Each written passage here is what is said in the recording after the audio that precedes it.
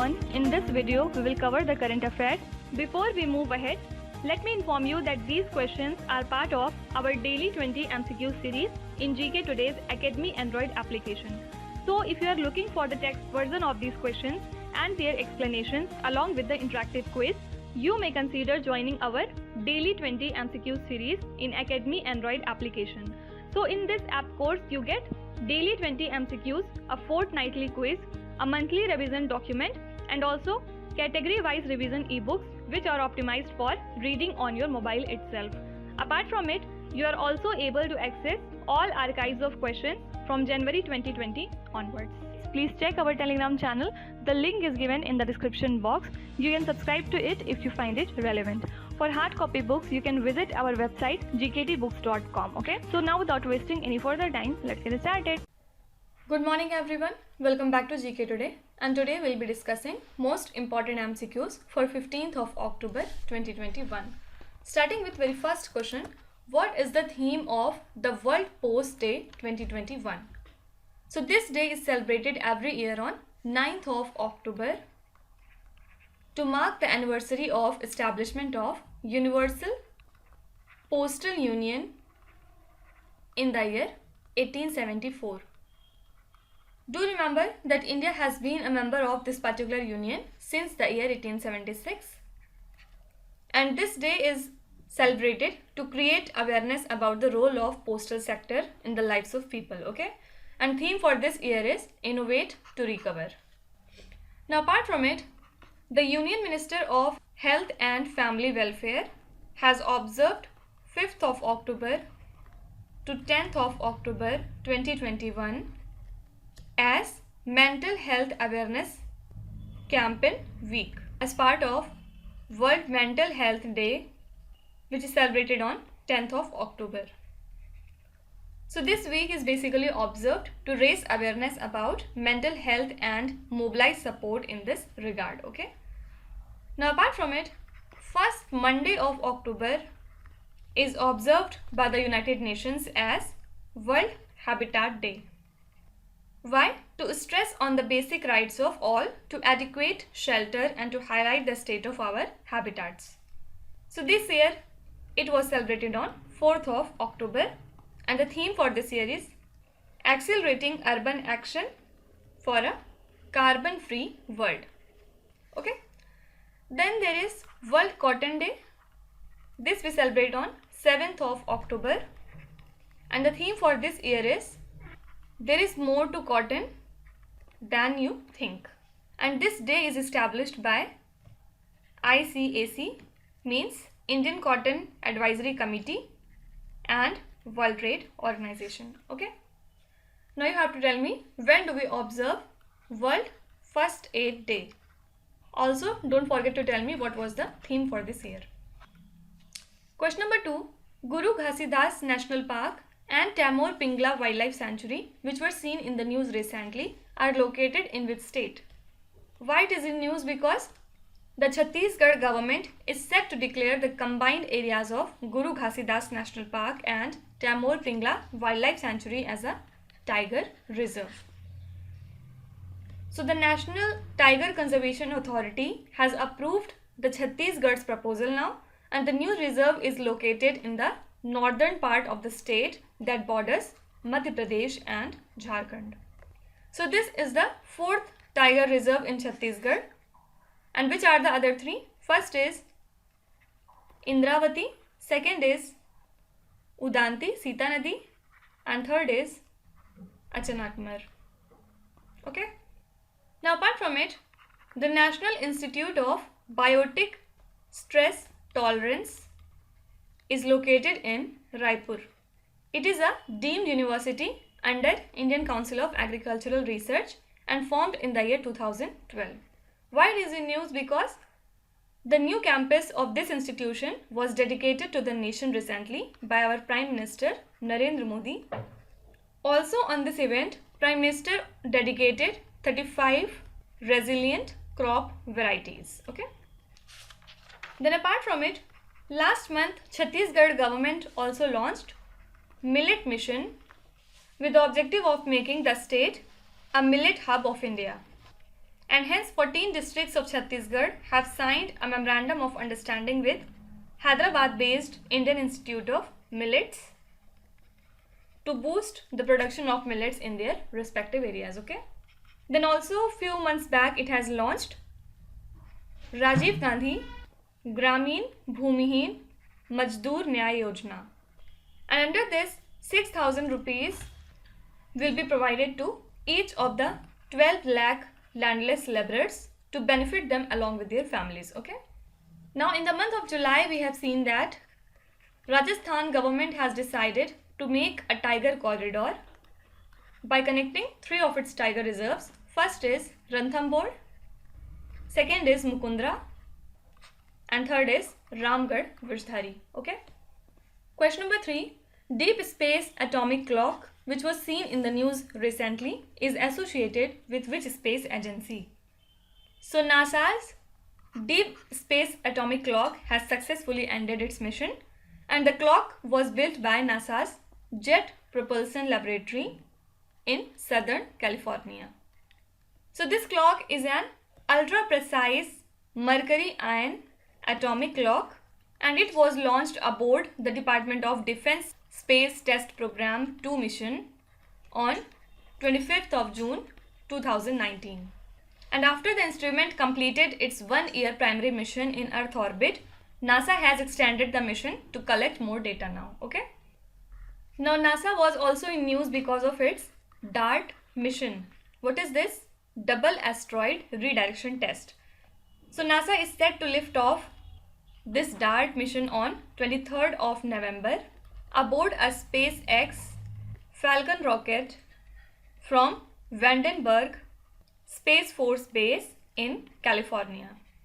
And after the launch in November, NASA will test its asteroid deflection technology in September 2022 to see the impact of motion of a near-Earth asteroid in space. Okay. Then apart from NASA, recently UAE has announced to send a probe to land on an asteroid between the planets Mars and Jupiter. Why? To collect data on the origins of the universe. Okay. And already we have seen that NASA is set to launch Psyche mission next year, and it will be the first spacecraft to study an asteroid that is rich in metals but not rich in dust and ice. Okay. Do remember that Psyche asteroid orbits the Sun in main asteroid belt between the planets Mars and Jupiter. Okay. Question number 4. Mette Frederiksen, who visited India recently, is the Prime Minister of which country? So recently Prime Minister Narendra Modi and his Danish counterpart Mette Frederiksen held bilateral talks at Hyderabad House. Actually, Mette arrived on a 3-day visit and held talk with President Ramnath Kovind and Prime Minister Narendra Modi.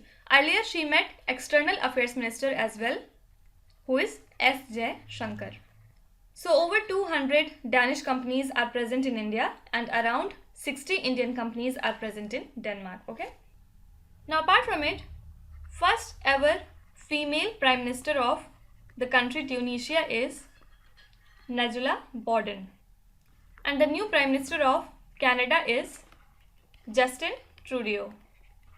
Also, Abiy Ahmed has been sworn in as a new Prime Minister of Ethiopia for a new 5-year term. Okay.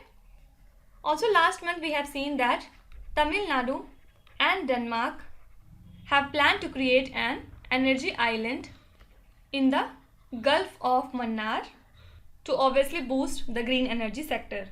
And hence, to achieve this target, Denmark is likely to invest $5 to $10 billion in the renewable energy sector in the state. And hence, with this investment, Ireland would be able to produce 4 to 10 gigawatts of energy. Okay. Question number 5. India has signed a forward action plan on power, clean transportation and green finance with which country? So, India and UK have agreed upon a forward action plan on power, clean transportation, renewables, green finance and research as a part of 2030 roadmap. So the third India-UK Energy for Growth Ministerial Energy Dialogue was co-chaired by our Union Minister for Power and Renewable Energy, who is Shri R.K. Singh, and his UK counterpart. Also do remember that the United Nations Climate Change Conference, that is COP26, will start from 31st of October in Glasgow. Glasgow is a city in Scotland. Now apart from it, a new climate finance leadership initiative India partnership has been signed with UK, and this has been agreed to mobilize private capital into the sustainable infrastructure in India. Okay. Now 2-3 months back, Kenya and UK have co-hosted a global education summit in the city of London with the objective to raise 5 billion USD for global partnership for education. Okay. Also, India and UK have planned to explore the possibility of setting up a World Bank for green energy. Question number 6. What is the abbreviation of DFI, which was seen in the news recently? So this stands for Decentralized Finance, and it is the financial ecosystem built on blockchain applications that can be used for any financial activity. Okay. So RBI is looking to warn on DeFi applications and projects, and as per the media reports, RBI has sought legal advice on their workings as well. So do remember that India does not have any regulation to deal with cryptocurrencies as well as DeFi at present. Okay. Now apart from it, the RBI Governor Shri Shaktikant Das has recently announced the 4th regulatory sandbox of the Reserve Bank would be on financial frauds. So it has been stated that the main focus would be on reduce the lag between the occurrence and detection of frauds, and also to strengthen the governance structure. Okay. So theme is quite important here, that is financial frauds. Okay. Now apart from it, Mr. K.V. Subramanian, who was the Chief Economic Advisor of India since December 2018, has stepped down from the post and has returned to academia. Actually, Chief Economic Advisor is the head of Economic Division of the Department of Economic Affairs, which comes under Ministry of Finance. So Mr. Subramanian has been the instrumental in rollout of economic surveys for the financial year 2019, 2020 and 2021. Okay. Question number 7. Bathu Kamma is a floral festival celebrated in which Indian state? So this is celebrated mainly in Telangana and in some parts of Andhra Pradesh. Okay. And this is celebrated for 9 days. So to mark the beginning of this festival, women carry tails that contains flowers and incense sticks. Also, the goddess is created each year and immersed in local water bodies on the 10th day of the festival. Okay. Now talking about Andhra Pradesh, it was in news because of Swechha program, which aims to promote the health and hygiene of women and adolescent girls. So under this, the state government will provide sanitary napkins at government educational institutions free of cost. Okay. Also, the state cabinet of Andhra Pradesh has approved the transfer of 15 acres of government land in favor of the Tribal Welfare Department for construction of Eklavya model residential schools in Visakhapatnam district. Also, it was in news because of its CLAP mission. CLAP means Clean Andhra Pradesh, and it aims to make the state clean with public participation. Okay. Question number 8. River ranching program, which has been launched recently in Uttar Pradesh, is introduced under which scheme? So this program has been designed as a special activity under Pradhan Mantri Matsya Sampada Yojana, which comes under the Union Ministry of Fisheries, Animal Husbandry and Dairying, that aims to augment and enhance the fish production in the country. And the program has been launched by the Union Minister Shri Purushottam Rupala at Bridge Ghat Uttar Pradesh.